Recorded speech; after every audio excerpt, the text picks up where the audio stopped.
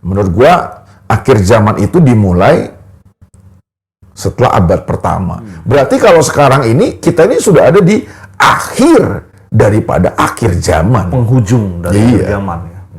Kedatangan Tuhan kali yang kedua adalah akan terjadi perang. Nah, lu lihat makanya sejak abad pertama itu sampai sekarang ini, perang antar bangsa, antar negara, antar kerajaan itu kan makin lama makin eskalasinya tuh makin kesini tuh makin luar biasa kan. Iya. Salah satu tanda kedatangan Tuhan Yesus adalah bangsa akan bangkit melawan bangsa, kerajaan akan bangkit melawan kerajaan, akan ada deru perang di mana-mana. Iya, begitu ya. Jadi perang-perang yang melibatkan Israel itu merupakan tanda daripada kedatangan Tuhan.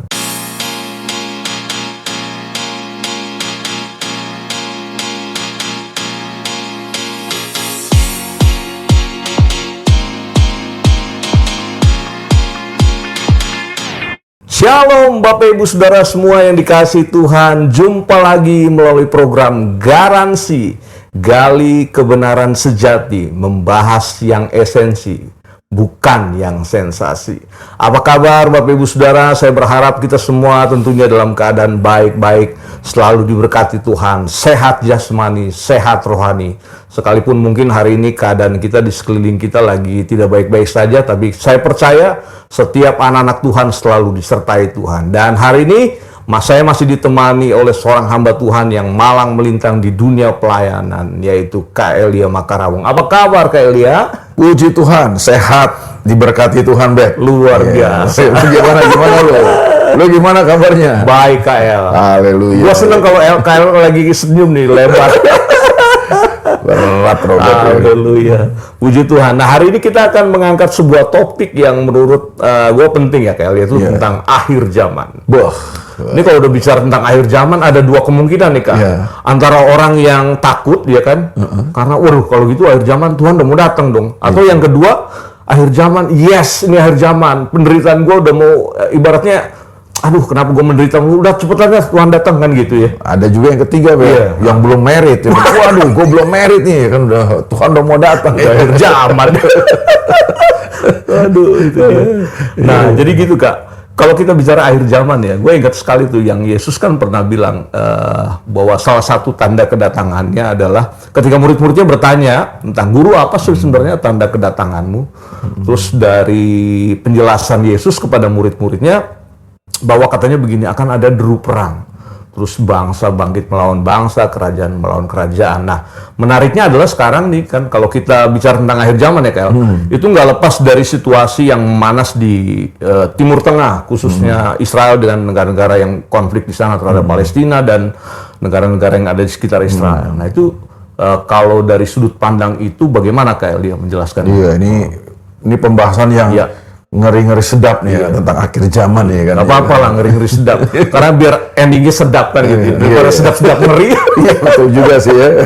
Kalau ngeri-ngeri sedap, ngeri-ngerinya di awal. Endingnya sedap. Ya kan? Daripada sedap-sedap ngeri ya kan. Awalnya sedap, endingnya ngeri. Ya, ditolak Tuhan gak diangkat. Siap. Nah memang kalau membahas tanda ya, berarti tanda akhir zaman atau tanda kedatangan Tuhan. Tuhan Yesus pernah memberitahu kepada murid-muridnya itu di Matius 24 ya. Matius 24, Yesus memberitahu bahwa tanda kedatangannya itu adalah, salah satunya adalah bangsa akan bangkit melawan bangsa, kerajaan akan melawan kerajaan. Nah, gue mau mulai dari sini dulu nih. Apa sih yang dimaksud dengan akhir zaman itu kan? Menurut gue, akhir zaman itu dimulai setelah abad pertama. Jadi setelah zaman rasul-rasul, jadi gereja mula-mula berkembang, bertumbuh. Nah, disitulah dimulai akhir zaman. Karena kalau lu ingat, salah satu nubuatan Tuhan Yesus di Matius 24 itu juga bahwa waktu murid-muridnya mengagumi bait Allah yang dibangun oleh Herodes itu, Yesus kan berkata bahwa satu kali kelak kau akan melihat bahwa tidak ada satu batu pun yang tetap tinggal terletak di atas batu yang lain. Nah, itu kan digenapi pada tahun 70 Masehi kan. Ketika Jenderal Titus datang menghancurkan Yerusalem kan. Termasuk menghancurkan bait Allah yang dibuat oleh Herodes. Jadi bait Allah orang Yahudi pada zaman Yesus melayani kan. Jadi berarti yang dimaksud dengan akhir zaman itu adalah waktu atau periode waktu di mana setelah gereja, setelah rasul-rasul itu hidup, nah disitulah dimulai akhir zaman. Coba mungkin lu bisa baca supaya pemirsa nih, saudara-saudara yang mendengarkan program ini bisa ngerti bahwa yang dimaksud dengan akhir zaman itu kapan sih?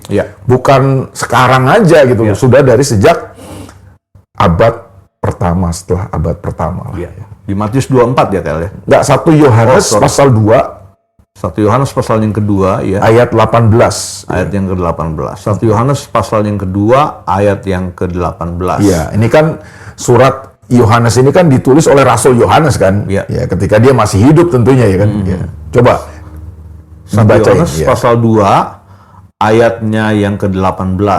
Anak-anakku, waktu ini adalah waktu yang terakhir. Nah, dia katakan kan waktu ini adalah waktu yang terakhir. Berarti kapan yang dimaksud dengan waktu ini? Ya berarti kan waktu di mana dia menulis surat itu kan. Iya. Berarti si Yohanes masih hidup nih, Rasul Yohanes masih hidup. Ya kan dia mati itu kan abad pertama kan, ya tahun 100 gitu kan, Masehi kan. Berarti yang dimaksud dengan waktu terakhir itu atau hari-hari terakhir itu ya sejak periode abad pertama itu. Di mana Yohanes hari surat ini. Iya, gitu. Nah, itulah yang dimaksud dengan akhir zaman. Berarti kalau sekarang ini kita ini sudah ada di akhir daripada akhir zaman. Penghujung dari akhir zaman ya. Nah, itu kita mesti paham itu dulu maksud gua ya. Jadi bahwa yang dimaksud dengan akhir zaman itu adalah ya sejak abad pertama sampai sekarang. Nah, kembali kepada pertanyaan lu tadi. Salah satu tanda kata Tuhan Yesus kedatangan Tuhan kali yang kedua adalah akan terjadi perang. Nah, lu lihat makanya sejak abad pertama itu sampai sekarang ini perang antar bangsa, antar negara, antar kerajaan itu kan makin lama makin eskalasinya tuh makin kesini tuh makin luar biasa kan.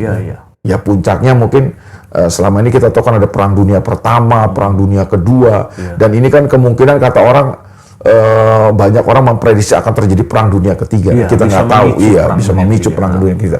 Tapi yang gue mau beritahu, Ben, bahwa salah satu tanda kedatangan Tuhan Yesus adalah bangsa akan bangkit melawan bangsa, kerajaan akan bangkit melawan kerajaan, akan ada deru perang di mana-mana. Tapi menurut gue, kalau gue pelajari Alkitab, bahwa betul perang-perang ini akan terjadi.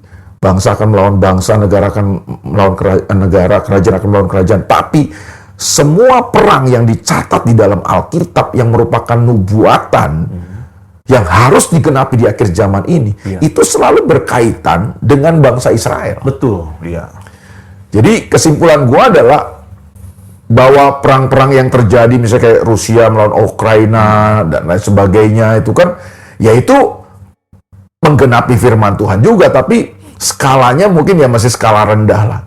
Tapi penggenapan daripada nubuatan firman Tuhan tentang daripada akhir zaman kedatangan Tuhan kali yang kedua itu selalu berkaitan, kalau bicara konteksnya perang, itu selalu melibatkan Israel. Begitu. Jadi perang-perang yang melibatkan Israel itu merupakan tanda daripada kedatangan Tuhan. Dan makanya kita memang mesti melihat nih eskalasi yang terjadi di Timur Tengah hari ini ya. Apa yang terjadi di Israel ya kan. Sekarang ini kan setelah gencatan senjata kan kita berpikir, semua akan reda nih. Tapi ternyata kan Israel membombardir lagi kan Gaza, dan kemudian ada reaksi daripada negara-negara Eropa. Sekarang ini kan udah mulai memanas nih kan ya kan. Dan Houthi juga sekarang ngelawan lagi nih kan gitu kan. Jadi Hamas, Hizbullah sudah berhasil ditaklukkan oleh Israel ya. Secara kekuatannya mulai menurun ya, mulai minim sekali. Nah, sekarang Houthi ya kan. Dan kenapa Houthi berani? Ya menurut gue karena ada dukungan ada backingan dari negara-negara yang kuat ya. Selain Iran pasti ada negara-negara lain yang mendukung dia. Dari mana dia punya senjata dan sebagainya kan. Berani sekali dia menyerang Israel, berarti kan ada sesuatu yang ada kekuatan yang di belakang mereka ini yang mendukung mereka. Tapi intinya adalah kita perlu memang memperhatikan eskalasi yang terjadi di Timur Tengah, di Palestina khususnya terhadap Israel ini. Karena selalu gue meyakini bahwa apa yang terjadi dengan Israel ini ada merupakan tanda daripada kedatangan Tuhan kali yang kedua. Jadi itu kalau dalam konteks perang ya, kalau menurut gue sih. Konteks perang ya. Sekarang kalau kita lihat terjadi gejolak kan banyak ya. Dan selalu memang kalau bicara tentang Israel itu pasti akan selalu ada dua opini atau katakanlah dua pendapat ya, antara orang-orang yang pro dalam tanda kutip perjuangan Israel itu untuk mempertahankan wilayah karena mereka juga punya catatan sejarah di balik itu, atau juga dengan orang-orang yang nggak sepaham gitu. Artinya ini kan bukan masalah agama dan histori, jadi mereka lebih berkata bahwa ini kan masalah human right atau hak asasi manusia. Jangan kiranya ini selama berabad-abad terus gitu. Jadi seolah-olah gini, menempatkan bahwa Palestina selalu jadi korban terus. Jadi atas dasar itu kan itu jadi seperti gini, Kak. Orang boleh bicara tentang human right atau hak asasi manusia, tetapi kan ingat bahwa perang ini harus ada akhirnya juga. Mungkin yang itu ditunggu oleh pemimpin-pemimpin dunia ya, kapan perang ini berhasil, dan ternyata dalam catatan sejarah perjanjian udah dibuat, dilanggar lagi, itu kenapa tuh sampai? Iya, karena ada sebuah perspektif yang berbeda aja sih kan. Kalau Israel kan sebagai sebuah bangsa, mereka kan merujuk kepada perjanjian Tuhan dengan Abraham kan. Nah itu. Jadi mereka tuh mengacunya dari situ kan. Sementara kalau negara-negara yang lain itu atau khususnya Palestina lebih mengacu kepada sejarah yang menurut gue tidak terlalu panjang ya. Setelah Perang Dunia Pertama aja gitu kan, mengacunya di situ. Nah itu yang gue bilang, menurut gue itulah perbedaan sudut pandang sampai akhirnya sekarang ini ya terjadi konflik terus yang nggak bisa didamaikan. Kenapa? Karena ya ada perspektif yang berbeda melihat bahwa ini tanah milik siapa sih. Tapi lebih daripada itu, kalau menurut gue ya dengan eskalasi yang terjadi sekarang ini, gue sedang menantikan, gue sedang menunggu apa yang sedang dinubuatkan atau penggenapan daripada nubuatan Yeskiel pasal 38 dan 39. Karena di Yeskiel 38 itu dikatakan bahwa Israel ini akan dikepung oleh koalisi negara-negara ya, bangsa-bangsa di sekitar Israel itu ya. Ada yang dari utara yang disebut dengan Gog, dari tanah Magog itu. Ya, Yeskiel 38. Jadi Israel kalau menurut nubuatan Yeskiel 38 itu dan 39 itu, Israel akan mengalami tekanan, dia akan dikepung dan mengalami kesulitan. Tetapi di saat mereka sedang terjepit mengalami kesulitan karena dikepung oleh koalisi beberapa bangsa itu ya, Tuhanlah yang menjadi sumber pertolongan mereka. Wow. Ya, itu kalau menurut nubuatan Yeskiel 38 39 ya. Nah, itu menurut gua nubuatan Yeskiel 38 39 adalah satu perang terhadap Israel yang menurut gua belum digenapi itu. Dan pasti ini akan digenapi oleh Tuhan. Berarti kalau parameternya itu artinya nanti ada gencatan senjata, terjadi lagi konflik. Berarti itu akan memicu eskalasinya terus bertambah ya. Artinya sekarang ini kan kalau kita lihat kan tekanan-tekanan dari negara-negara yang dulu mendukung Israel, tapi sekarang sudah mulai vokal. Ya, mulai menyatakan hal yang berbeda dengan Israel ya kan. Jadi ya kita lihatlah eskalasinya ini ya. Tapi yang pasti bahwa tanda akhir zaman itu bicara tentang perang pasti akan berkaitan dengan Israel. Jadi semua perang-perang yang tidak berkaitan dengan Israel itu cuma sekedar tanda-tanda umum aja. Tapi tanda khusus daripada kedatangan Tuhan akan selalu, kalau bicara tentang perang, itu akan melibatkan bangsa Israel. Nah sekarang ini masih konteks dalam perang dan kemudian yang terjadi di Timur Tengah ya, Kak.